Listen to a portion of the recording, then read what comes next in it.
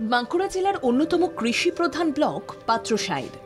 এই ব্লকের কৃষকেরা জ্যোতি আলু চাষের আশায় ফি বছর বর্ষার শুরুতেই আমন ধান রোপণের কাজ শেষ করেন। দ্রুত আমন ধান উঠলেই সেই জমিতে বসানো হয় জ্যোতি আলু। তবে চলতি বর্ষার শুরু থেকেই কিন্তু নিম্নচাপের দাপট চলছে। তার জেরে ভারী বৃষ্টিতে পাত্রসায়ের ব্লকের কমলাসায়ের, জলজলা, চাপাবনি সহ বিভিন্ন গ্রাম লাগোয়া কয়েকশো হেক্টর জমিতে জমে রয়েছে জল। আমাদের এই বৃষ্টির জন্য প্রচুর সমস্যা হয়। এখানে ধরুন বিগত 10-15 দিন ধরে এখানে জল জমে আছে।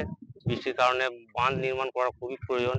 কয়েক হাজার বিঘে মানুষ চাষিরা চাষ করতে পারছে। এটা আমাদের চাপাবনি, বদলনারায়ণপুর আর চাপাবনির মাঝখান দিয়ে যে শালি ব্রিজ আছে, ওই ব্রিজের জলের জন্য এরকম অবস্থা। তো কয়েক হাজার বিঘে জমি কোনো চাষি এখনো পর্যন্ত চাষ করতে পারেনি, বীজ নষ্ট হয়ে গেছে।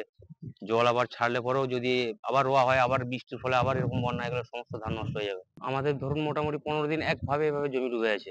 এখনো পর্যন্ত আমন ধান রোপণের কাজ শুরুর সুযোগই পাননি বহু চাষি। স্বাভাবিকভাবেই বীজতলাতেই বাড়ছে আমন চারার বয়স, আর তাতেই মাথায় হাত আমন চাষিদের।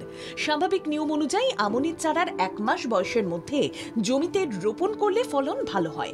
রোপণের সময় চারার বয়স বেড়ে গেলে সেক্ষেত্রে ফলনে পড়ে প্রভাব। কেউ কেউ চারার বয়সের কথা চিন্তা করে জমি থেকে কোনো ক্রমে জমা জল সরিয়ে ধান রোপণ করে ফেললেও মেলেনি নিস্তার। জমিতে জল প্রবেশ করে ভাসিয়ে নিয়ে যায় রোপণ করা চারা, ফলে ক্ষতির মুখে চাষিদের একাংশ।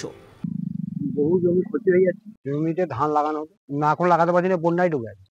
বীজ নষ্ট হয়ে গেছে, কয়েক হাজার বিঘে জমি নষ্ট হয়ে গেছে। 15 দিন সবাই নিজস্ব জমি চাষ করে, কিছু লিজও আছে।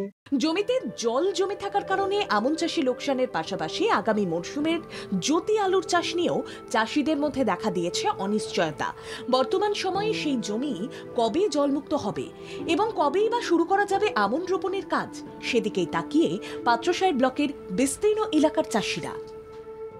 বাঁকুড়া থেকে কৈলাস বিশ্বাসের রিপোর্ট, বাংলা জাগো।